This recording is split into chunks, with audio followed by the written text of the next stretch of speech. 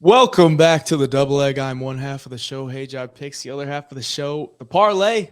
Joining me in to break down some UFC Kansas City. Some big news if you're going to be there. We will both be there in attendance. So if you're there, say hi to us. Let us know that you recognize us and we can chop it up and see what you guys like for the card there. But other than that, what are we thinking tonight? Man, now that you're going, we're both going to be there. Got floor seats, almost cage side. I want to say cage side, but I know we're not cage side. But it's going to be a crazy card. I mean, Max Holloway, one of the best to ever do it. If you just think about Holloway's fights, man, I mean, the one with Ortega against Cater, that performance, like if he shows out like that, it's going to be one hell of a fight to be at. I can't wait. I can't wait either. We got 14 fights on the card right now, 14 fights to break down in this video. Hopefully none of them get canceled because that's just the worst. Whenever a fight gets canceled, it seems like at least one gets canceled every week. Last week, Chase Sherman, Carl Williams gets canceled. So let's cross our fingers that none of these get canceled. But moving in to this week, we're coming off a hot week at UFC 287. Stayed hot on the props, 22-4 on the no house advantage props on the premium results altogether. So we're staying hot there, and I already locked in a prize picks play for this week. So if you want to get in on that, the link will be in the description down below. The double leg premium gets you everything you need to know for less than $1 a day. And without any further ado, we can get into the main event. A featherweight bout. Max Holloway, Arnold Allen, plus 175 for Arnold Allen, minus 175 for Max Holloway. Over under 4.5 rounds, minus 133 for the over, plus 133 for the under. As always, odds courtesy of BetOpenly, the best fight odds out there. Peer-to-peer betting, 1% juice, no house. So anytime you place a bet, another person's going to pick it up. So if you lose, it's going to another person. If you win, you're getting somebody else's money and not just giving it out to the house. So the featherweight bout here, Max Holloway, the only guy he's lost to in his past 5, you see the 2 and 3 there. It's going to be to the champion, Alexander Volkanovski. Arnold Allen on quite the win streak. I never lost in the UFC, 19-1. Who are you liking in this one? Man, this one is tough if you think about it, just because, I mean, Arnold Allen hasn't really given you a reason to think that he's going to go out there and just get rolled over by anybody. But I mean, Max Holloway, dude, if you look at his losses, like you just kind of alluded to, it's Alexander Volkanovski 3 times, arguably 2 really, really close fights in there. And then, Dustin Poirier, who he moved up in weight to fight. So Max, when he fights, doesn't show many flaws. I mean, if you want to stand and strike with the guy all night long, he can do that for 10 rounds. I mean, 5 rounds is nothing to the guy. And I think in a 5-round fight, that's going to be where his advantage is over a guy like Arnold Allen. He doesn't have that 5-round experience. He is a bigger guy, not as much volume. And you can see in some of his past fights, like once that third round gets there, he kind of does slow down, and that output kind of dwindles. Like the output, I mean, he doesn't have phenomenal output to begin with. So I think he's got to go out there and he's got to try to put Max away early. I really do. And I think the odds are almost dead on for what I would expect them to be.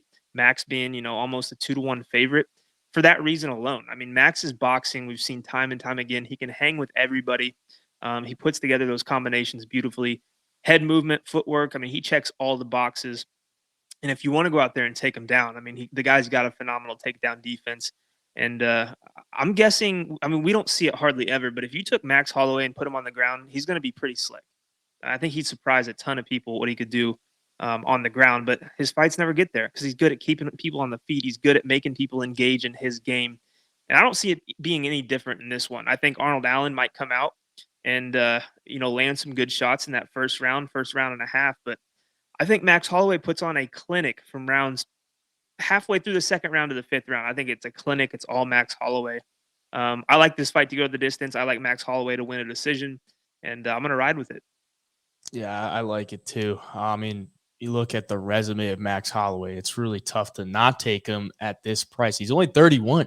And since 2014, the only guys he's lost to is Dustin Poirier and Alexander Volkanovski. The Poirier fight was at 155. This is going to be at 145. So the only guy he's lost to in the past 10 years at 145 is the champion Alexander Volkanovski. And if you look at the odds, this kind of reminds me of a Calvin Kattar spot a little bit. You get a guy that's rising up the ranks, and against Calvin Kattar, he was minus 155 favorite, and you're getting around the same price here against Arnold Allen. And then after that fight, he fights Yair Rodriguez. He's a massive favorite against Yair Rodriguez, who's now the interim champ. He was like minus 600, minus 700 favorite. That was a closer fight than the odds entailed. But he's coming off the loss to Alexander Volkanovski. It's the same situation as the Calvin Kattar fight, coming off of a loss to Volk, not quite as close, but you're getting a similar price as the Calvin Kattar fight. And I just think this might be too big of a step up for Arnold Allen at this point in his career, because he hasn't really beaten. I mean, his best win is who? Dan Hooker, maybe, and he put him out in the first round. But Dan Hooker hasn't like looked as good as he once was. And then the kind of fluke win against Calvin Kattar. I mean, it was a good first round for both guys. It was pretty close first round, but blows his knee out in the second round. And it's tough to take a guy that's coming off a win where the guy got injured that he's fighting, and such a big step up. I mean, Holloway's been there time and time again. It's kind of like it's 1A, 1B with him and Volk, but Volk has just since cemented himself as the true 1A. But Max Holloway is like the number one contender for how long? And I think with the youth, he's still young enough where I'm not going to like really look to fade him, because he's 31, but he has a ton of miles as well as UFC fights. Most of his career has been in the UFC. Arnold Allen, I think he can do a lot in the division, but like I said, I think it's just too much too soon. I think the volume of Max Holloway is just going to be too much to deal with for Arnold if he can't put him away early, and Holloway's never been knocked out. So I'm not really looking to bet that on that happening this time. So I'll take Max Holloway, but if Arnold Allen can mix in some sort of wrestling, maybe it could wear on Holloway. But 84% takedown defense, nobody's really been successful at doing it, and I don't think Arnold Allen's probably going to be that guy. Does average 1.35 takedowns per 15 minutes, so he's not like super aggressive with it. His style on the feet is kind of, as of recently, it's a very aggressive style, and I think the boxing of Holloway, he's going to be able to counter him on the feet. If he's going to come swinging in wild, Holloway's going to be able to move out of the way and just jab him, punch around him, find the openings within the aggressiveness of Arnold Allen. So I'm going to go with Holloway in this one, and probably by decision. I don't think he finishes Arnold Allen. I think Arnold's going to be able to put on a decent 5 rounds, but the volume's just going to be too much, especially in the later rounds. Maybe even look for a late finish for Max Holloway if it does get there, because he had the main event with Calvin Kattar, but didn't go past the second round. So he's never been to a 4th or 5th round. And who knows? Who knows if he can? I'm going to guess he does. So I'm going to take Holloway by decision. Got anything I like else? it. Yeah, no, the way I think about this one is you look at everybody that Max Holloway has fought, like Volkanovski, Yair Rodriguez, Calvin Kattar, I mean, Ortega, Jose Aldo twice. I mean, you look at guys like that, and then you look at Arnold Allen. Like, Arnold's not going to be anything that Max hasn't seen before. I mean, you take all of those fighters. I mean, Max has seen every style. He's seen every specialty inside the octagon, and outside of Volkanovski, he's dealt with everything pretty well. And the guy's been in 9 title fights in the UFC. Yeah. I mean, so you add up that, and then you add up his volume. He lands double the significant strikes a minute that Arnold Allen does. That mix that in with the takedown defense, man. I just see a clinic getting put on Saturday, and I'm a Max Holloway fan too, so I'll be excited to see it, and I'll be excited to be there live.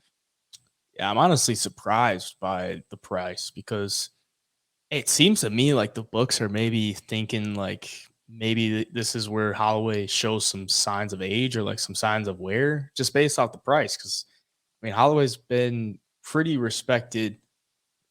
Unless it's Alexander Volkanovski, but and then this one against Arnold Allen, maybe it's just because he's undefeated and he hasn't really shown a ton of weaknesses in the cage that they're giving him that respect. He did get dropped by Dan Hooker in that fight. Like once he started brawling, Hooker caught him once and he got dropped, but then he got right back to his feet and started brawling again. So I don't think Holloway has necessarily the big power to put him away like that or chin him enough, but yeah.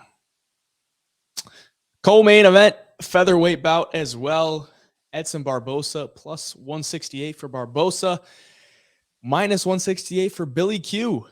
Over under 2.5 rounds, minus 110 for the over, plus 110 for the under. It's been a little bit of a rough stretch for Edson Barboza. He didn't get finished in his last time out against Bryce Mitchell, but lost the decision where he really wasn't able to get anything going, and then got finished against Giga Chikadze. And then before that, a win over Shane Burgos, who will be fighting this weekend in PFL. So look forward to that as well. But he is 37 years old, and I got to think, I got to want to fade him at 37 years old. But Billy Q is also 34, and he's kind of just hitting his stride in the UFC. I mean, a win over Alexander Hernandez in a crazy fun fight in his last time out, and then a crazy fun fight against Burgos, which he lost. But before that, a win over Gabriel Benitez. So, I mean, he hasn't really had any like crazy good wins, but it seems like this might be his time. He's getting, a bigger name against Edson Barboza, and it might be like do or die for him. Like if he loses this one, his rise up the ranks is probably done. And he's always going to be in fun fights, but I think this is it for him. It's a big spot for him, big opportunity against a household name. It's tough when you see that plus money on Barboza, but I'm still a little bit wary. What do you think? Yeah, it's just one of those fights that at 37 with Edson, you just don't know what you're going to get. Now, every time he steps into the octagon, like there's a chance that he has lost a step. If you would tell me that we're going to get 33 or 34-year-old Edson Barboza and he was going to be plus money like this, I'd be all over him. Just because that striking is phenomenal. And like Billy Q likes to just walk forward through the fire to land his shots. And against Edson Barboza, who's crisp, who's accurate, and throws the way he does, like that's usually not a good recipe if you're a guy like Billy Quarantillo. But I mean, he is older, man. And I think you kind of saw it begin in that Chikadze fight. He was just a step slower than Chikadze. He almost got overwhelmed at times, and that doesn't getting overwhelmed by Chikadze. That's the fight I kind of keyed in to the most when I'm watching Edson Barboza in the past and trying to compare him, because Billy Quarantillo does have insane volume. Like he's up there with Max Holloway, throwing over 7 significant strikes a minute. Like I said, he doesn't have great head movement. He will get hit a lot. He gets hit with nearly 6 per minute. But, I mean, Quarantillo is as tough as they come. The one thing that I think Edson has to do if he wants to slow Billy down is he's got to get after those legs early. I mean, Edson has phenomenal kicks. I think if he starts chewing those legs up for Billy, he's got a shot to make it interesting. He's got to do good body work because he's going to be there all 3 rounds, and he's going to put that volume on you. But at the same time, if Edson hasn't quite lost that step that I think he has, and he still does hold a lot of power, I mean, he could catch Billy too. I mean, Billy gets hit and he gets hurt. You saw it in his last fight against Hernandez in that first round. Like Hernandez was putting it on him at times to the point that I was a little worried holding that Billy Q ticket. So it's just interesting, man. It's probably one that I'm not going to go too heavy on just because there are some unknowns still that you don't know, especially on that Edson Barboza side. But this could be a really, really fun fight. Could be fight of the night if both guys are just going to stand and trade the whole time. Yeah, I think anytime you got Billy Q in there, it's going to be a lot of action. I mean, his fight with Shane Burgos was, I think, one of the more underrated fights of 2021. Both guys landed over 160 significant strikes in a 3-round fight. And then in a 2-round fight against Hernandez, he landed 87 after taking some serious damage from Hernandez. Mm-hmm. Came back and won that fight, but yeah, it's tough to really get a read on this one because Billy Q's wins. His best win is Alexander Hernandez, maybe Spike Carlisle, like back in 2020. And then for Barboza, his best win is Shane Burgos in the past, 5 years. Which was a good fight, but it was like everybody, if you remember it, it was a weird KO. He like hit him, and then Burgos was like standing there, and then just kind of fell backwards. It was like a delayed KO. It was super, super weird. But with the age, I just think maybe Billy Q's pace might be too much for him. If he just stays aggressive, he can mix in the takedowns as well. That's probably an avenue that I think he will implement is mixing in the takedowns just to give him a different look, especially based off of the last fight for Barboza getting taken down by Bryce Mitchell and controlled for majority of that fight. So I'll take Billy Q. But yeah, a greasy one there. Yeah. I think go ahead. No, I think if Billy Q, I feel like he does have more ways to win this one. If Edson's going to win, now that I think about it and just looking at the stats, man, I think it does have to be by knockout because Billy will pull ahead of everybody in strikes besides Shane Burgos. And he's still in that Burgos fight landed 164 strikes in 3 rounds. It's insane. But eventually, like it might be close to first round, but eventually he's just going to pull ahead and give the judges no choice but to give him rounds because of that volume. But if Edson can catch him, I think, that's probably his method of victory. And Billy, he can hurt Edson. He can put the volume on him enough to where, you get a TKO or you can take him down and grind out the win. So, yeah I like Billy Q too. I think it could be fight of the night and should be a good one at the least. Yeah, I think like you said, if you're Barboza, you got to chop those legs to slow him down at least early too. You got to land some hard ones early because he's always going to keep coming at you. Light heavyweight bout here. Dustin Jacoby sitting at minus 158. Azamat Murzakanov plus 158. Over under 2.5 rounds plus 110 for the over. Minus 110 for the under. The undefeated Azamat Murzakanov taking on Dustin Jacoby, who we may thought of got robbed in his last fight against Khalil Roundtree. Put on a good amount of volume in that one. Landed 120 significant strikes over 3 rounds, lost a split decision. But before that was on a 4-fight win streak and then had a draw against Iwan Cutelaba and then won 3 more fights before that. So he's 7-1-1 in his second stint in the UFC. So some pretty good momentum there, except for that last loss, which I think he's going to come back a little pissed off and wanted to get a win in this one. Murzakanov got the knockout win in the 3rd round against Devin Clark his last time out, and then a 3rd round knockout against Tafon Chukwi. 5'10", though, 71-inch reach, southpaw, Russian. I mean, he's a standing fighter mainly. He's going to look to kickbox you. He's not really going to mix in any takedowns. He's only averaging 0.6 per 15 minutes. So I don't really expect that to happen in this fight. It's probably going to be a standing kickboxing match. And Dustin Jacoby's got a lot of experience in the kickboxing world. He has fought Alex Pereira, did get KO'd by him in 2014, but he's got a lot of kickboxing experience on his record. And since he's come back from that kickboxing, he's only looked really good in the UFC with the MMA gloves. So I think Dustin Jacoby can put on a little bit of a pace here.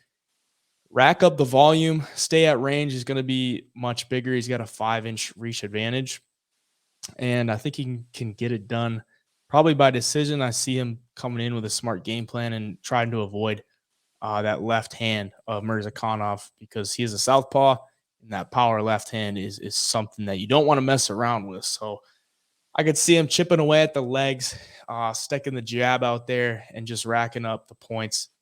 But I wouldn't be surprised if he does clip him a couple times and be a little bit aggressive because he's coming off that loss that don't think he should have gotten. So I'll take Jacoby. What do you think?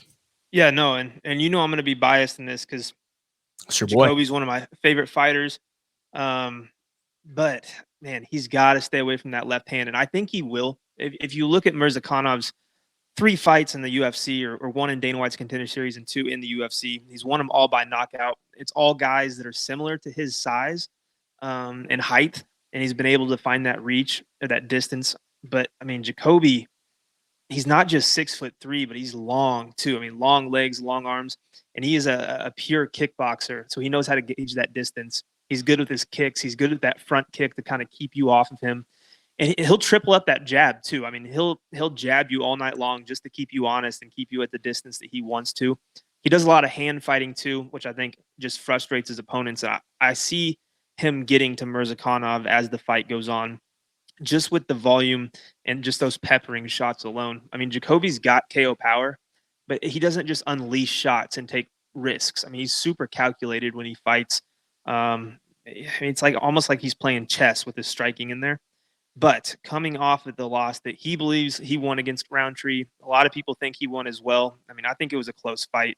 But he's going to be pissed off, and he's going to look to make a statement. I mean, I think he learned in that last one, I'm a kickboxer. I'm a better striker than all these guys I'm fighting. I need to go out there and just start putting people away because I don't want it to go to the judges' scorecards and get screwed over again like that. He's going to be in Kansas City, 3 hours away from where he grew up. All of us are going to be there. Everybody who knows Dustin and his family are going to be traveling for the fights there.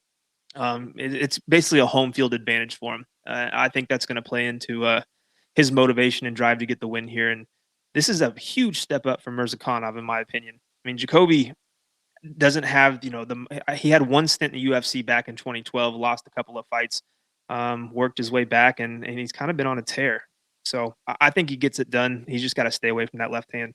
If there's anything that you can get behind for Murzakanov, he is a southpaw, and Khalil Roundtree is a southpaw. So he just lost to a southpaw, and he's getting another one here. So maybe he can right his wrong there as well.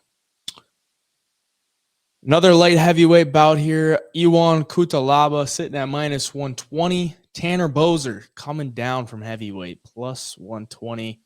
Coming in as the underdog. Over under 1.5 rounds, minus 124 for the over, plus 124 for the under. It's been a little bit of a rough stretch for both guys here. Iwan Cutelaba 1-3-1 in his last 5. Tanner Boser 2-3. Decides to move down to 205. We'll see what he looks like this Friday at weigh-ins, but what are you thinking initially? Man, I don't know if you checked out Tanner Boser's Instagram, but he looks shredded for dropping down to 205. 6-pack. I mean, the dude looks cut, and he looks like he's made the cut down to 205, the right way. So, I mean, things look good on that end as far as making the weight, taking his time to actually cut that off and not give himself some chin risks or anything.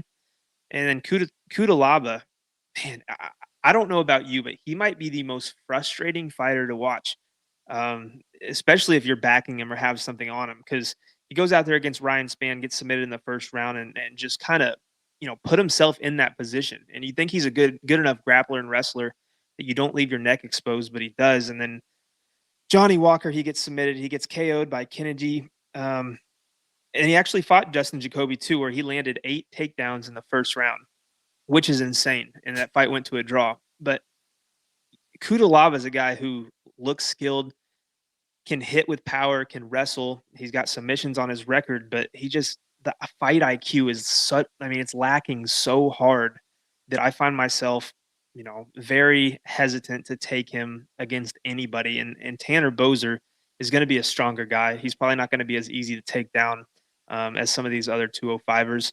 I think he's going to hold more power in his hands.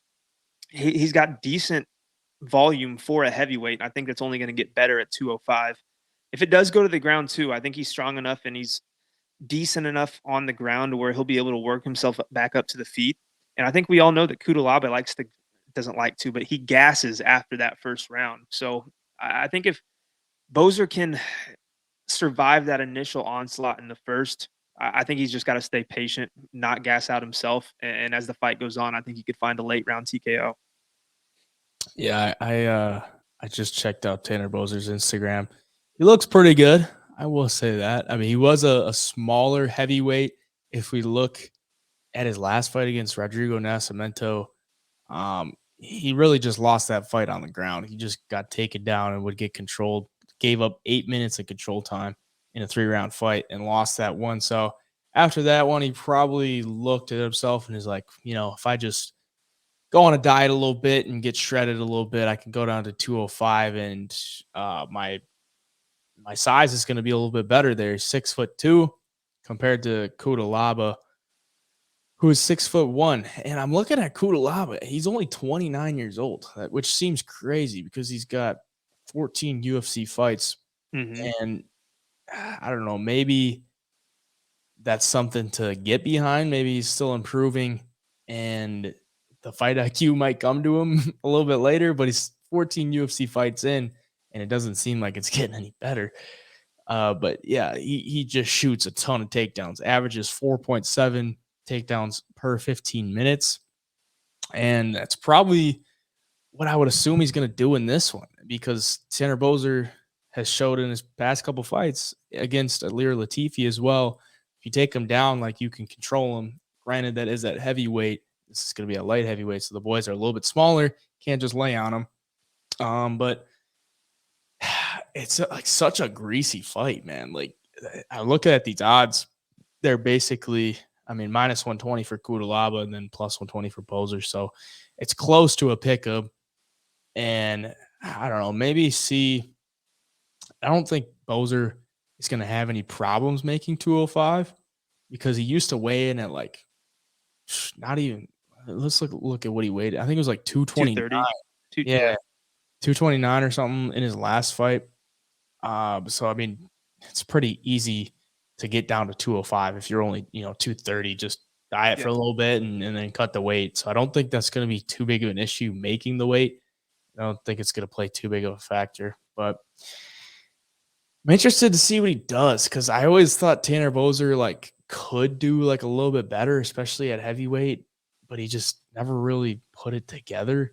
Yeah. And for Cutelaba, he's got the potential, but it's so hard to get behind anything that he's throwing out there. So yeah, just a greasy one for the sake of the pick. I'm gonna go with Cutelaba just because I think he needs a bit more of he needs a win, and it's at his normal weight. So if you lose your first fight at a new weight, maybe it's not the biggest deal.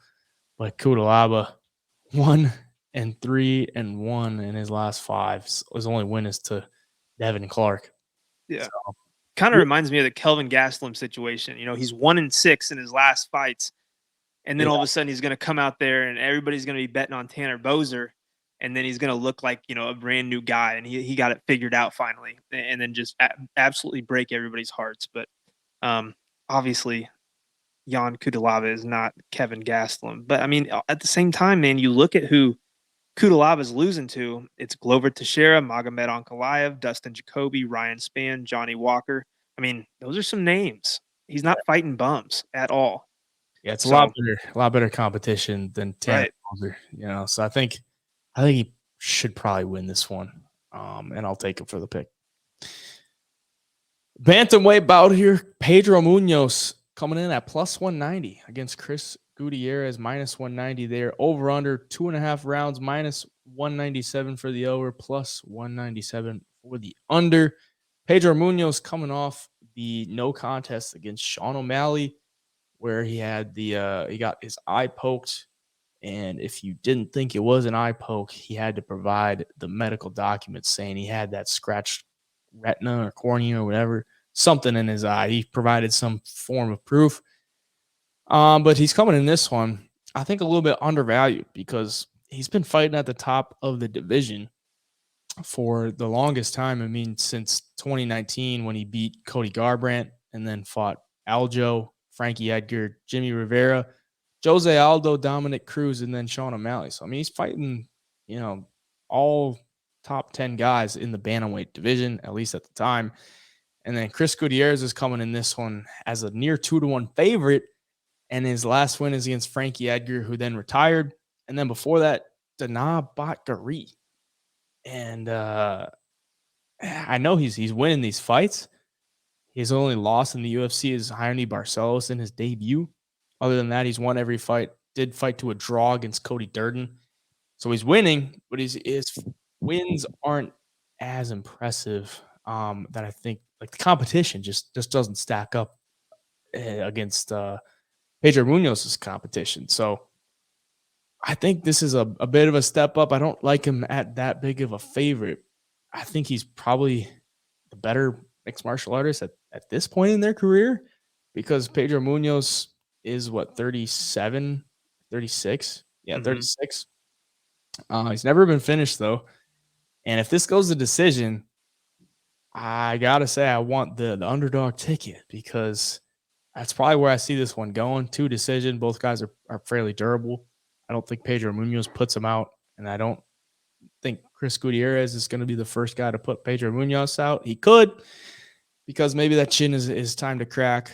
But I just think he's getting undervalued in this one. It kind of reminds me of the Rob Font and Adrian Yanez fight from last week. You know, a guy rising up the ranks, kind of a big step up, and then a guy that's been, seasoned at the top of the division for a while, and maybe he, welcomes him to the top of the division with a loss. But what do you think? Yeah, no, I feel the same way. I think this is another fight where everybody's gonna be so biased towards what's happened recently with both fighters. You know, Pedro Munhoz coming off of the eye poke, which everybody loves Sean O'Malley, so everybody was hardcore hating on Pedro Munhoz after that fight. And then you got Chris Gutierrez, who just knocked out Frankie Edgar, who could barely put a sentence together. I mean, he's so old, but not really. But I mean, that win doesn't age that well. I mean, because everybody knows it was Frankie's last fight. Frankie had never been knocked out in his career, and then he gets knocked out by Ortega, and the next thing you know, everybody's flatlining him. So yeah, man, I think people are going to write off Pedro Munhoz here. I think Munhoz has the same game plan he had against O'Malley. You know, you fight a longer striker like Chris Gutierrez and Sean O'Malley are, you go chew up the legs. And no matter what people say that Sean won that first round, I mean, Sean couldn't get off any offense because Pedro's game plan was to kick the legs and frustrate him to the point where, he couldn't throw any combinations or he couldn't throw the shots he wanted to. And Pedro's a seasoned enough vet and he's fought good enough guys that he's going to have a good game plan. His coaches are going to have him ready to fight whatever style is going to beat Chris Gutierrez. I think they probably have a good idea of what it is, and they're going to have him prepared. I just think that people are going to write off Munhoz here, and I think Munhoz could go out there and surprise a lot of people. Probably doesn't go knock him out, but man, I will not. I'm going to call it right now. This is going to be a split decision fight, and like I said, when it goes to split decision, at least in my past and in the case, I think you want to be holding the dog ticket, like you said, and those leg kicks might add up against a guy who is kind of heavy on his front foot like Chris Gutierrez. So, yeah, man, I'm kind of leaning towards Pedro Munhoz in this one for the fact that you got to fade the public sometimes. And the public's going to be all over the guy who's coming off a knockout. Yeah, and Chris Gutierrez fought to a split decision win against Felipe Colares less than a year and a half ago. And that Felipe Colares got finished by Chase Hooper the fight after that. So it's not a great look. But that's MMA math, and we all know that is 100% accurate. So keep her going. A lightweight bout here. Clay Guida coming in as the dog, plus 230. Rafa Garcia, minus 230 there. Over under 2.5 rounds, minus 197 for the over, plus 197 for the under. Clay Guida, 61st professional fight, 41 years old, taking on Rafa Garcia, 3-2 in his last 5, coming off the win over Mahashat, where there was some crazy thing because it was a super bloody fight. They said he lost a certain percentage of his blood or whatever, which was, he cut an artery on his head, or something, nicked an artery, and it was just gushing out, bleeding everywhere. But the thing that scares me when I look at Rafa Garcia, and he's a minus 230 favorite, lost to Chris Gritzmacher less than 2 years ago by decision. And I look at Chris Gritzmacher and just look at the long hair, and I see Clay Guida, and I'm like, dang, those guys kind of look alike. And it scares me. But what do you think? Yeah, Clay Guida is one of those guys that he just comes out from the bell and will just bull rush you and just bite down on the mouthpiece and look to take you down. I mean, I was at his last fight too in Orlando against Scott Holtzman. And even though Scott Holtzman was older as well, they're two guys that were near 40 years old at the time. I mean, Clay Guida was the underdog there, and he slammed Scott Holtzman, got on top, just controlled him, just beat him up for 3 rounds, and nobody really expected it. But Clay Guida at 40 years old is still a bulldog, man, and it doesn't look like he's lost a step. Maybe he doesn't have the style, like he doesn't have like a true technical style in any form of mixed martial arts besides maybe the wrestling, but he's so tough and durable, and he's aggressive. He can just kind of overwhelm guys. And that's what I fear here with Rafa Garcia. But and Garcia, the one thing that stuck out to me when kind of breaking down this fight is that Clay Guida has been submitted 9 times, and Garcia has, I believe, probably 7 or 8 submissions on his record professionally, and one over Jesse Ronson here in the last year. So, man, if Clay Guida has to shoot takedowns and leaves his neck open, or takes this thing to the ground, Garcia is super live for a submission. So I'm going to be watching that prop. But like in Garcia's last fight too, man, we saw how tough he is. So these are just going to be 2 tough guys going at it. I think a brawl kind of favors Clay Guida here, but if it goes to the ground, I think Garcia might, being the younger guy, I think he's gonna maybe have more tools and more technical capabilities to maybe find that submission. But this one could get fun too. This could be another fight that everyone's out of their seat watching at the end. I'm gonna rock with Rafa Garcia, and I'm gonna take him by submission. But it's another one that could get greasy. Clay Guida is one of those guys that it's hard to get a read on, man. He's got a weird style. He's got a fun style, and you don't expect him to win, but all of a sudden he's sitting on top of a guy, grounding, pounding him for 15 minutes straight. So we'll see what happens. It's a good one. Yeah, always live. He's unpredictable though, and both these guys shoot a lot of takedowns. Clay Guida just averages just over 3. Rafa Garcia averages just over 4. So when you look at that, 2 guys that shoot a lot of takedowns, sometimes they just stand and trade. Clay Guida did that against Mark Madsen, who we all know is another big wrestler. Both guys are wrestlers, and neither guy landed a takedown. Mark Madsen only attempted 1. Clay Guida attempted none. So this could end up being just a stand-up fight. And honestly, I don't think I can get behind a Rafa Garcia minus 230 ticket. Like you said, the path to victory could be by a submission, because Clay Guida has been submitted a good amount of times, and Rafa Garcia's got that under his belt. But I could see this just being a dogfight, and Clay Guida fighting in a certain area where he's from, I think he could probably go and put on a good performance for his home crowd. So I'm gonna lean Clay Guida in this one, but at 41 years old, like, how confident could you really be in it? It's more just like a value play. I mean, he's like plus 230. I think that's just too much. So we'll see. I probably won't get too invested in the fight just because it's so greasy and unpredictable. But maybe worth taking a look at the dog in Clay Guida in that one. Featherweight bout, TJ Brown plus 185, Bill Algeo minus 185, over under 2.5 rounds, minus 193 for the over, plus 193 for the under. TJ Brown coming off the win against Eric Silva, and Bill Algeo coming off the loss against Andre Fili. What do you like in this one? Yeah, this is another one that could get a little bit greasy. I mean, a guy as dangerous as TJ Brown is the underdog. I mean, if you go watch his fight with Shylon Nerdenbecky, who just got knocked out in the last fight, but you watch that fight and that was a war, man. Both guys just trading shots. And you got TJ Brown too, who is going to shoot takedowns. He's got a 1.6 submission average. And I mean, he lands 3.40 significant strikes per minute too. He's kind of a guy that will stand and trade with you. He'll take it to the ground if he has to, and he'll look for a submission. And Bill Algeo is going to have a higher output. He's going to be a bigger guy too. How tall is TJ Brown? 5'10" or so. Bill Algeo's 6 foot. What were you going to say? He's 5'9". 5'9". So yeah. Bill Algeo, the bigger guy.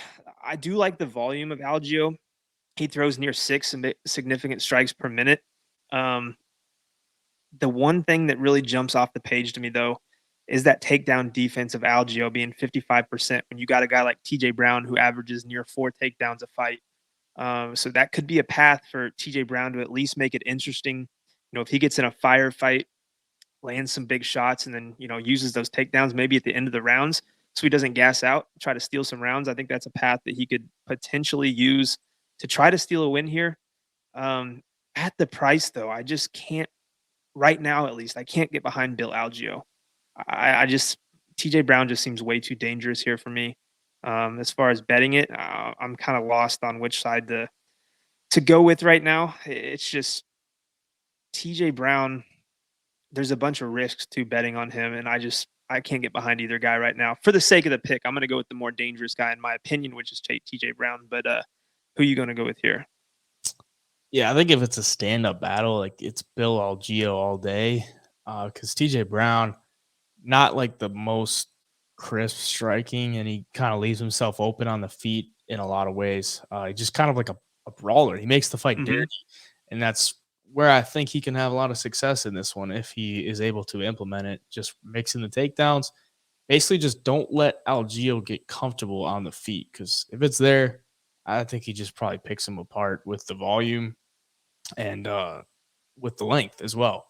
So I would trust TJ Brown to make it a dirty fight, because it seems like that's really what he's been doing. Like in the past 4 fights for him, the Eric Silva fight, he basically just kind of blitzed him right at the start, took Mm-hmm. him down, throw some wild shots into a takedown, and then once he's on the ground, just reverse. If he loses position, get back to his feet, and then get on his back as well. So yeah, I don't know that I could get behind a minus 190 ticket on Bell Algeo. Um,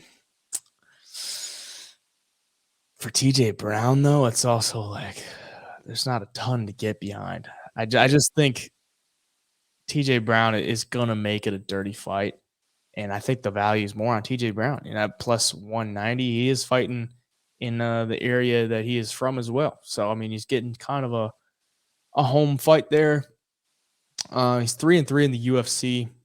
He's coming off a win. Maybe he's got a little bit of momentum coming in this one. Bill Algeo coming off the loss to Andre Fili. And in that one, it was a close fight, and Andre Fili's been, proven against a lot of the featherweight division. I mean, he's Right. fought Max Holloway. He's been in there with a lot of guys, and Bill Algeo showed that he belonged in there, and he won one of the rounds. So it's just really tough to get behind that price. I think if it was more like minus 150, minus 140, somewhere around there, I could be willing to lay it, but minus 190, I don't know. It's a little too much for me. Yeah. You look at the Bill Algeo and Ricardo Ramos fight. Algeo got taken down 8 times in that one, which is insane to get taken down 8 times in a fight. And we've seen him taken down, twice by Joe Anderson Brito. Actually taken down once by Andre Fili in that fight too. So it makes you think that if he's getting taken down that much, that TJ Brown will have at least an opportunity to get this fight to the ground if he wants it. But then on the same hand, it's like you see Bill Algeo hanging with Andre Fili on the feet, makes you pretty confident that if TJ Brown can't get these takedowns, he's probably going to piece him up and use that, more technical boxing to his advantage. So, yeah, but at the price, man, it seems more like a fight that should be closer, not quite even odds, but definitely closer than Bill Algeo being a 2-1 favorite. So I think that's almost dog or pass at this point. But I guess we'll have to see what the line does as the week goes on. Greasy one though, for sure. Yeah, I think TJ Brown's just such a grinder. It's tough to bet against him. Mm-hmm. Flyweight bout, Brandon Royval is coming in as the dog, plus 190. Mateus Nicolau, minus 190. Over under 2.5 rounds, plus 100 for the over and plus 100 for the under. So, Mateus Nicolau, 5-0 in his last 5. Yeah, has had quite the run here. He's just coming off the knockout against Matt Schnell. Brandon Royval has had a couple cancellations. What do you like in this one? Dude, this one is a fun fight. You break it down stylistically, but it's hard to not take Brandon Royval as almost a 2-1 dog here. I mean, Nicolau has looked phenomenal. I was at his last fight in Orlando when he knocked out Matt Schnell. But I mean, Matt Schnell's so chinny. I think we all expected him Yeah. to find. I mean, I remember I was holding the KO ticket. I think everybody was expecting him to at least do a ton of damage in that fight. And then the 2 times he has lost has been by knockout in the no, just one knockout in the UFC, but he's been knocked out outside of the UFC too. And Royval's a dog, man. He can kind of do it all. I mean, he'll land some significant strikes. He doesn't have a high takedown average, but when it goes to the ground, the dude is slick on the ground with that jiu-jitsu. Nicolau's a black belt as well. He's going to be good on the ground too. But both of these guys are fast on the feet. Both guys are pretty creative. I want to say that Royval is probably the more creative striker.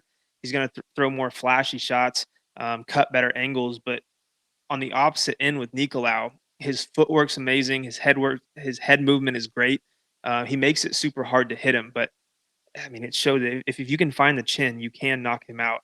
It's just whether or not you're going to be able to find it. But Royval's kind of a long, lanky guy for the division too. He's 5'9" as a flyweight, whereas Nicolau is only 5'6".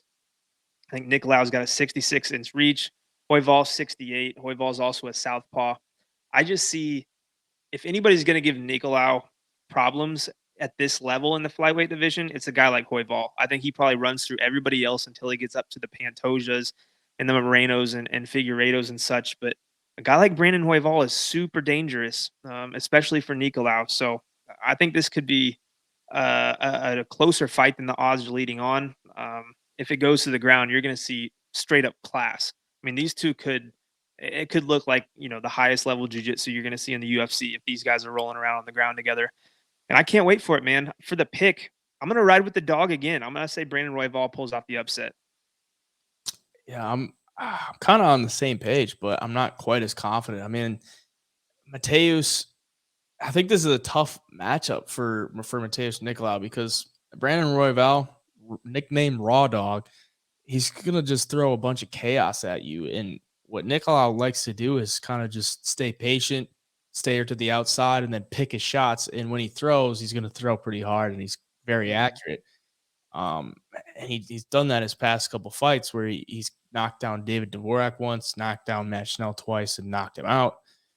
And like you said, he's capable on the ground and very capable at that. Brandon Royval, he did get knocked down by Matt Schnell, which is not like the greatest look, but did come back and win that via guillotine in the first round. So he can take one. He's never, been chinned too hard in the UFC, and he's been knocked out before, but that was, early on in his career.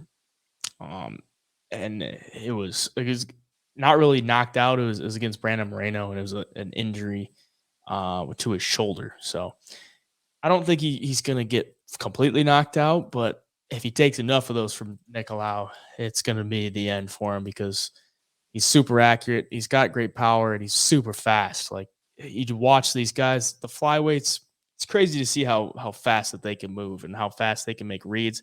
And when on the ground, they're making scrambles like just before you can even blink, they're in a different position. Yeah. Brandon Royval does that like at the highest level. He's going to just throw chaos at you on the feet and the ground. If you're on the ground, he's going to be squirming. Like you watch him against Pantoja, and they're on the ground, and he just like ended up in a rear naked choke. They were just like rolling around, and then boom, he's in a rear naked choke. It's like, wow, these guys are rolling around really fast. But then again, in the UFC, he's only lost to Pantoja and Brandon Moreno, so two of the best guys in the division. Nicolau, I don't. His only loss in the UFC is to Dustin Ortiz. He got head kicked, but since then he's only been really good. I just think the pressure of Brandon Royval might get to him. Like, he likes to just stand to the outside, and he's going to be super patient. I remember watching that fight against David Dvorak, and I was at that fight, and the guys they just like wouldn't throw. Like, Nicolau is not going to push any kind of offense on you. He's just going to look to cover you. And if Royval, it's kind of like tough because Royval, that could be a problem for Nicolau if he's just super aggressive and Nicolau can't even look to counter, or he can be too aggressive and Nicolau's just counter him like back and back, back and forth. So I'm interested to see. I think it's like one of the best fights on the card and could be fight of the night. But I'm gonna go. I would lean Royval for the value, but I think Nicolau may be able to land something as he's coming in and maybe put him away with some ground and pound after he catches him, or like a club and sub type thing as well. So I'll take Nicolau for the pick. The fight that we all want to see, the light heavyweight bout. Ed Herman sitting at plus 208, Zach Cummings minus 208. 38 years old for Cummings, 42 years old for Ed Herman. Over under 2.5 rounds, minus 170 for the over, plus 170 for the under. Quite the fight to make in this one. It seems like it's a bit of like a homer fight because Zach Cummings is from Kansas, or is fighting out of Kansas City, born in Kansas City as well, and he hasn't fought since 2020. So maybe this is like his retirement fight. Could be. I mean, he's 38. He hasn't been active as of recently. Ed Herman also hasn't fought since 2021, and could be his retirement fight as well. Who knows? You would hope. I would hope. I mean, I would hope. 43. Yeah. Just a weird fight. I mean, at least they're showing two older guys in a cage, and it's not an older guy and it's some young but I don't. This is like such a weird fight to get a read on because Cummings minus 200 favorite, hasn't fought in 3 years. Like he's also moving up from middleweight. I mean, he was a middleweight, and he's moving up to 205 to take on Ed Herman in this one. I don't know, man. Like this is about as greasy as it gets, unless it's women's MMA, like old light heavyweights that haven't been active. Probably dog or pass for me, but like it's probably just like a no-go. Just both guys that are like okay all around, and they're gonna throw, 2 to 3 or they're gonna land 2 to 3 shots per minute, like stand-up battle. Neither guy big KO power.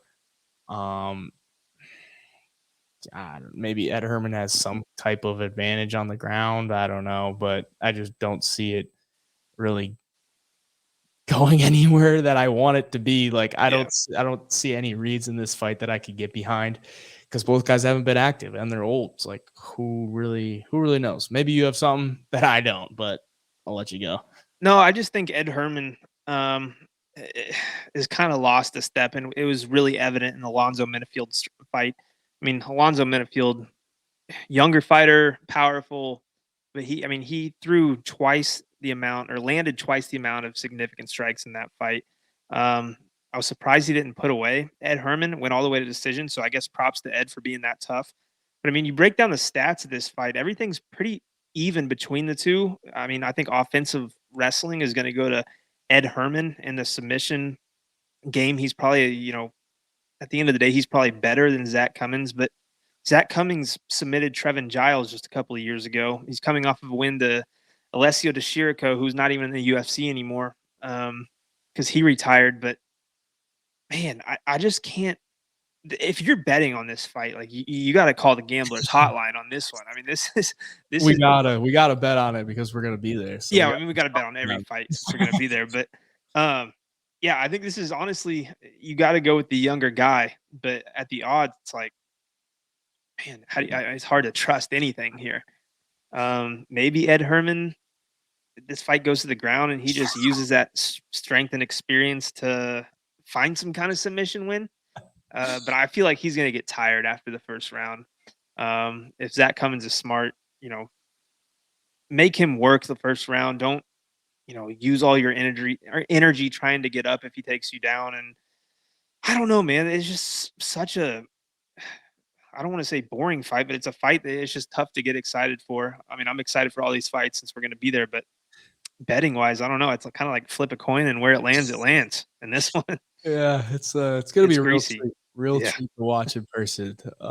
We'll see, but yeah, I mean, for the sake of the pick, I guess I will take Zach Cummings because Yeah. he's younger and he's fighting in his home city. So Yeah. I'll take him for the sake of the pick. But yeah, we'll probably it's gonna be some kind of long shot prop just to like have something on it, when we're watching. So Yeah. For sure. strawweight bout, Piera Rodriguez coming in at plus 110, Jillian Robertson coming in at minus 110, over under 2.5 rounds, minus 110 for the over, plus 110 for the under. 2-3 in her last five for Jillian Robertson, 5-0 undefeated for Piera Rodriguez, 11-7 record for the girl Jillian Robertson. She's going to be moving down from flyweight to strawweight, which I think is probably going to be a good move because she has looked quite undersized in her fights at flyweight. So she's going to be the bigger woman in this one. It's going to be interesting to see because, she's been a great grappler for her entire career and she's grappling against bigger girls. So she's going to be the bigger woman grappling with the grappling advantage. So I think she could find a lot of success at the strawweight division. But maybe the speed is something that catches up to her in this division. Maybe she just can't quite get to spots on the ground or something like that. But she did just submit Rose Namajunas in Fury Pro. And at the end of 2022, she had the submission win against Maria Agapova, made her foam at the mouth with that submission, Mm-hmm. which is pretty crazy. That was quite the sight to behold. But in this one, I find it hard to not bet on her because she Yeah. is Same here. only 27 years old. I mean, a minus 110, very playable price. Um, she's 27 years old, 13 fights in the UFC, and she's moving down. She's going to be a bigger girl. And Piera Rodriguez hasn't shown me too much in her couple fights in the UFC to really get behind. A win over Kay Hansen, unanimous decision win there. I bet on her there. And then a fight against Sam Hughes, which she won by decision as well. The reason that I can't really get behind her is because she likes to mix in the wrestling and get some takedowns to score some points. And I don't think that's a great idea against Jillian Robertson because she go to the ground against Jillian Robertson, like you might find yourself in some tough positions. And no girl has really tried to do that against Jillian Robertson to like take her down other than Miranda Maverick. And yeah, she's only been taken down more than once in her career. And that was against Miranda Maverick. She got taken down 3 times. And I just think Jillian Robertson's probably going to show the experience in this fight and be able to get a win. What do you think? No, I'm the same way. I mean, this is kind of like what we've seen in the past few weeks, like Sam Hughes going up against a girl who doesn't have that much experience at this level, and she, grinds out the win. And then, what's the fight the week before we saw? Well, I guess shit. What's her name that I had a parlay with? Veronica Hardy. Yeah. I can't even. So, Oh, Juliana Miller. Juliana Miller. I don't know why that couldn't come to me. But Veronica Hardy put it on Juliana Miller, and just use that experience and having a more well-rounded game. But Jillian Robertson, it shocks me that she's only 27 because it feels like she's had so many fights in the UFC where she'd be like mid-30s, closer to 40, but she's still so young and she is super talented on the ground. I mean, that pure grappling, like you said, man, she submitted Rose Namajunas, I think on New Year's. I think it was like January 1st, some tournament, which is impressive because Rose is a savage everywhere in mixed martial arts. But if you look at some of the girls, Jillian Robertson has fought, submitted Molly McCann. She's fought, I mean, Veronica Hardy, speaking of, submitted Veronica Hardy, Courtney Casey, lost Talia Santos and Miranda Maverick, but submitted Priscilla Cachuera.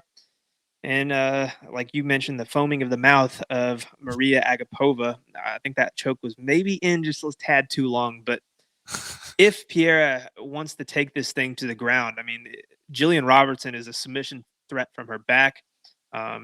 She hits some kind of reverse position, she's going to get on top. And if she gets on top, I think it's pretty well over. I mean, she's so talented with the arm bars and the rear naked chokes.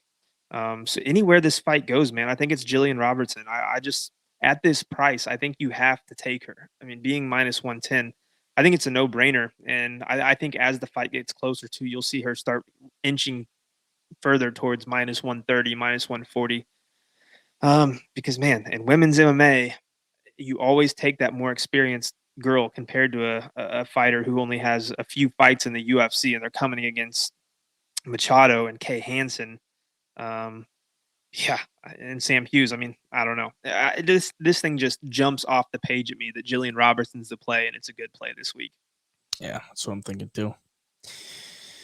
Lightweight bout, Lando Vannata coming in at plus 110. Daniel Zellhuber minus 110. Over under 2.5 rounds, minus 179 for the over, plus 179 for the under. Zellhuber coming off the very disappointing debut against Trey Ogden, where he lost via decision.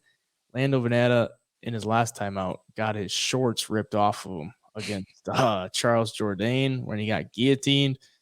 Not a good look there. But kind of a weird one here because I'm looking at the line. I'm like, Zellhuber was minus 300 plus against Trey Ogden. He's coming in at this one damn near even against Lando Vannata. So maybe they're like, yeah, this guy, it's not that great, but he might still have something, some sort of potential. I mean, he's still only 23, so I would expect him to come back in this one and look a lot better. But what do you think? Yeah, I mean, this is definitely a get right fight for him. I think maybe that first fight was just UFC debut jitters. You couldn't, everything you wanted it to be. It just nothing. You couldn't get anything going, and maybe the moment and the pressure got to him a little bit, and he didn't let his hands go, and he let Trey Ogden, a guy who's, I don't want to say he's a bad fighter, but he's not a guy that should go out there and beat Zellhuber in a decision. So yeah, I think Zellhuber goes out there. I think it's going to look like a whole new fighter. I really do. The kid's really talented. We've seen it in the past. He's just got to get his hands going, man. If he can get the hands and kicks going against a guy like Vannata, I think he'll find a ton of success. I think Zellhuber's takedown defense too is good enough to where he's going to keep this thing on the feet where he wants it. Use that reach, use that length he's got, land some big shots. I think this is all Daniel Zellhuber here. I think recency bias is going to tell you that Lando Vannata has got a chance to win this fight, but at the same time, man, that was not the same Daniel Zellhuber we saw in his previous fights at all. Something was wrong. Something was off. I don't expect that to happen twice here. I think Zellhuber finally gets that win and proves he does belong in the UFC. Yeah, I'm kind of on the same page. I'm getting that vibe that like Zellhuber is very talented and could come out here and just look like he should be a minus 300 favorite because yeah, I think he should win this fight because Lando Vannata, he's been in the UFC for a good minute. I mean, he's got 12 UFC fights. He's fought the likes of like Bobby Green, Mark Jacasey, Jakar Close, Matt Frivola, Tony Ferguson. Tony Ferguson was his debut. Mm-hmm. So I mean, he's fought some pretty solid guys in the UFC. He's 4-6-2 in the UFC, so he hasn't had like the most success, but he is more seasoned. And I look at this line and it feels kind of trappy to me. I don't know. I'm just looking at it. I'm like, is it really a pick 'em? Like, maybe some kind of trap here going on because I think a lot of people will think like you are, like Zellhuber is, and it's something that I really looked at too. I'm like, Zellhuber should win this fight. Like he just looks, he's younger. He's going to be making improvements. He was undefeated, made his debut against Trey Ogden, lost, maybe somewhat of a bad night for him. He probably comes back in this one and wins. Something's telling me that's going to be like a lot of people thinking. And I just feel like it could be another letdown spot, or maybe he sparked Zellhuber or some type. I don't know, man. Like I'm getting weird vibes with this one. But I'll take Lando Vannata. You know what? Fuck it. I'll take Lando. Just feels weird to me. So I'm gonna take Lando. Not a ton to like, nothing crazy to like tell you why I'm taking him. I just feels weird to me. It just feels weird to me. I think Zellhuber should be a bigger favorite. And it doesn't feel like a true line. It feels trappy. It feels like one of those lines too that when the fight's over, you're gonna say, "Man, how did I not see that coming?" Land of Vannata going out there and just sparking this dude. But if Zellhuber wins, it's gonna be like, "Man, how did we not hammer this kid?" You know what I mean? Like it's gonna be one of those fights. It's kind of hard to get a read on.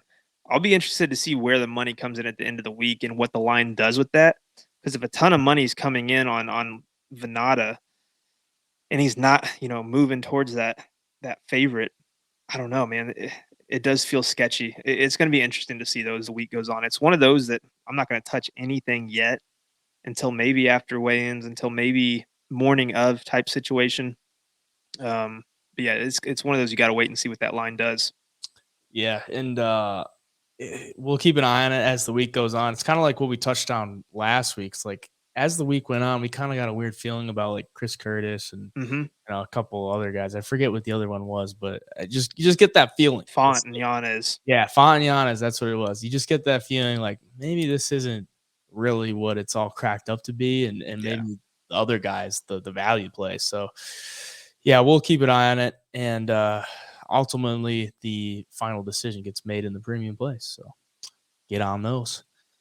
Strawweight bout, Bruna Brazil and Denise Gomes, plus 185 for Denise Gomes, minus 185 for Bruna Brazil. Over, under 2.5 rounds, minus 193 for the over, plus 193 for the under. 4-1 in Denise Gomes' last 5. She lost her debut against Loma Luke Bunmi. Bruna Brazil making her debut in this one. Coming off the Dana White's Contender Series where she had that head kick KO. It was really a beautiful sight. And I got to say, she looked really impressive in that fight. She looked like she had a lot of skills. She throws a ton of kicks. She's going to stay at range. She's 5'6". So it's a pretty big straw weight frame there. Denise Gomes 5'2". She's going to have a 2-inch reach advantage, but she uses those kicks like to keep a lot of range as well.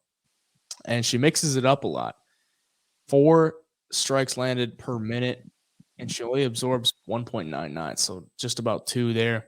Denise Gomes had a good fight with Loma Luke Bunmi. I mean, she almost had her put out with that arm triangle, but she just couldn't quite get it cinched up. But Luke Bunmi ultimately won a decision there, 30-27 on 2 of the judges' scorecards. Did the more damage. And Denise, she's 23, so I mean, she's still learning and getting better. She looks just kind of raw. The defense isn't necessarily there.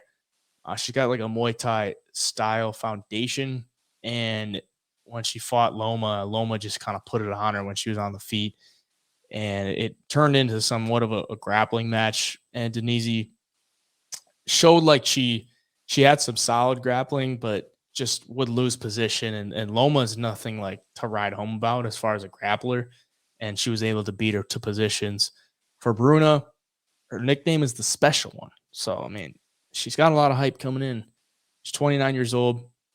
Her only losses are her to Ariane Carnelosi back in 2014, and then in 2017 to another fighter who is she's fought in Invicta a little bit. So, a couple of decent losses, I guess. And her win on the Contender Series was really impressive, but I don't put too much stock into that because Marnik McMahon didn't look like anything to write home about when I watched that fight. But I think she's talented. I don't know about this price, though. I mean, I think it's women's MMA. So, I mean, you're going to get one of these dogs to come through one of these times. And maybe this is a turnaround fight for Denise Gomes. But if it's on the feet, I would think Bruna Brazil is able to get the better of the exchanges with those kicks. She's going to be able to keep the range. And Denise's got to make this somewhat of a dogfight and just kind of mix in stuff, get inside, land some elbows, get her up against the cage, maybe make her a little bit uncomfortable, and just kind of make it a dogfight. But what do you think? Yeah, no, it's just one of those situations that we've talked about over and over. You get a girl making her UFC debut. I know Gomes isn't the most experienced UFC fighter. She's only got one against Luke Bunmi, who's, that I've been all over her last few fights. Girl. Yeah, and she's talented. She does it all. I mean, she got the submission in the last fight. She's got world-class Muay Thai. So to take her to decision and have her in serious trouble says a lot to me. And then you got Brasil, who, yeah, she knocked out Marnik Man, but if you watch the fight, man, Marnik Man was so undersized in that fight. It's not even fun. She's so much smaller than her in that one. Um, so it's just I haven't seen enough at this level from Bruna Brasil in this one yet. So yeah, man, I think I'd lay off her. I think it's dog or pass for me. I think Gomes is talented enough to where she's going to have a future in the UFC. But still, man, we've seen so little from each one. It's hard to get a gauge on. I'll stick with the underdog in this one. Women's MMA, the underdogs have proved, especially these UFC debuters. Um, yeah, man, everything's pointing towards the underdog for me, at least if I'm going to put anything on it. Kind of a coin flip, though. You just never know at this level. Yeah, for the sake of the pick, I'm going to take Bruna Brasil. Yeah. Because she's the special one, so she's going to Gaston Bolanos and Aaron Phillips, plus 180 for Aaron Phillips, minus 180 for Gaston Bolanos. Bantamweight bout here, over, under 1.5 rounds, minus 128 for the over, plus 128 for the under. Aaron Phillips coming off quite the layoff. His last fight was in 2020 against Jack Shore, where he got submitted via rear naked choke. So he's had a couple canceled bouts in between then against Adrian Yanez, Cameron Else, Chris Moutinho, and Jonathan Martinez, and he's getting to fight here in 2023. So who knows? Who knows what this guy's going to look like? I mean, that was his second his second stint in the UFC. He got cut from the UFC back in 2014 and then made his way back in 2020. So I don't know, man. Like this is another greasy one. Gaston Bolanos is a Bellator fighter who's had a lot of kickboxing and Muay Thai fights as well. And he's 6-3 in Bellator, so he's had all of his pro fights in Bellator. Coming over here, I think he's probably got a bit of an advantage as far as like the striking goes on the feet because he's got a lot of experience there. But Aaron Phillips is he's going to be a little bit bigger or a little bit taller. 5'9", 5'7" is Gaston Bolanos. And it's just a lot of unknowns, man. He's been off for 3 years. So, I mean, what kind of improvements has he made? Gaston, it's like, how good is he fighting over in Bellator? He's got 3 losses in Bellator. He's kind of been up and down. I mean, he's an all-action fighter. I think this would probably be a fun fight to watch just because, like, you don't know. Like, there's a lot of unknowns in this fight. And you just don't have a lot of expectations going into it. So you might be shocked. But, man, like, there's really nothing that I can give you that's like, wow, this is some great read that I have. Because like, who the hell knows? If you're so confident in this fight, you're lying. Like, there's nothing that you could know to be so confident in this fight. I mean, for the sake of the pick, I think Bolanos. I'll take Bolanos just because he's been more active. I think he's got a little bit better striking as far as what I've seen on tape. But who knows? Maybe Aaron Phillips went on some like retreat and got crazy good striking over those 3 years. I don't think he did, but I'll take Bolanos. What do you think? Yeah, I think you have to. I mean, just from what we've seen out of Phillips and the layoff, it's like it's hard to get behind them. And Gaston Bolanos, if you watch him strike, I mean, he's got power. He's got spinning elbows is the one highlight you always see. If you type him in on YouTube, you're going to see his spinning elbows, and he lands it pretty accurately, and he does it often. So, yeah, I think this might just be a fun one where you just kind of throw some kind of KO prop on Bolanos. At least that's what I'm probably going to lean towards. And being there live, man, having KO props is a lot of fun. So it's probably what I'm going to stick with. I think for the pick too. I think he goes in there and he gets it done. Speaking of fighters that have the second stint in the UFC, Lucy Pudilova, the pay-per-view star. Ladies and gentlemen, we paid $85 to watch Lucy Pudilova at UFC 278, and she got a finish against Wu Yanan and put her out in her second stint in the UFC, coming in 1-0, second stint. And she's taking on Jocelyn Edwards, who comes in as the underdog in this one, plus 125. Lucy Pudilova, minus 125. Over under 2.5 rounds. Minus 289 for the over, plus 289 for the under. And I got to say, women's bantamweight, the under's kind of looking good at plus 289. I mean, the division that gets a lot of finishes is bantamweight because they're a little bit bigger. They got a little bit more power. Lucy Pudilova coming off of a finish. A little interesting there, but she's coming in as the favorite against Jocelyn Edwards. What are you thinking on this one? Yeah, I mean, you would think Pudilova will have the advantage with the wrestling. And, at that UFC 277, she did have the best knockout of that main card. Just kidding. Just kidding. No disrespect to Leon Edwards knocking out Kamaru Usman, but yeah, no, she's with the right camp, you would think. Trains with high-level fighters in her gyms. She should be prepared. And then Jocelyn Edwards, I think on the feet's probably going to be the more technical striker, maybe has the better kickboxing. And on the ground, though, you would think that if Pudilova can get it there, she's going to have the advantage, do some, or at least hold some controlled time in the fight. Overall, though, man, I wish they'd put something a little better to kick off this card with. It's a firefight. What are you talking about? We got pay-per-view star Lucy Pudilova. Yeah. I mean, how do you go from being on UFC 277 pay-per-view to the first fight of the early prelims on a fight night card? It's funny as hell, but yeah, man. For the sake of the pick, I'm gonna go with Lucy Pudilova. I've watched Jocelyn Edwards a lot. I think she's average. Doesn't do anything, spectacular. I think this is Lucy's fight to lose, honestly. So that's gonna be the pick. Yeah, I mean, Jocelyn's looked pretty solid over her last two fights. She just put on a ton of volume against Jiyeon Kim and Ramona Pascual. But I mean, let's be honest, that's nothing. Those opponents aren't anything crazy. Her two losses in the UFC are to JRC, Jessica Rose Clark, and Carol Rosa. And in those fights, she got taken down 4 times by Rosa, 5 times by JRC. So it seems like the path to victory against Jocelyn Edwards is to take her down. And luckily for Lucy Pudilova, that's exactly what she just did against Wu Yanan. Took her down twice and got on her back, threw in a submission attempt, and then elbowed her out with some elbows from Mount and got the finish in round 2. And it looks like, based off her Instagram, she got a ton of jiu-jitsu matches or some competition that she's been doing. So it looks like she's really been working on the ground game. I would expect her to go and try to do that in this fight. But if it's a standing battle like Jocelyn Edwards, she's got pretty good stuff from range. Like, she uses her kicks a lot, just kind of throws that kick to the knee just to keep you at range, just so you're like, what the hell's going on? Like, I can't walk you down because you just keep kicking my knees. So I think if this is a stand-up battle, I'd take Edwards, but I think Pudilova is going to push the wrestling and want to get it to the ground. And Edwards, if she hasn't, filled that hole up in her game, she's probably going to lose this fight, because I think that's probably where Pudilova's going to take it. So I'll take Pudilova for the sake of the pick.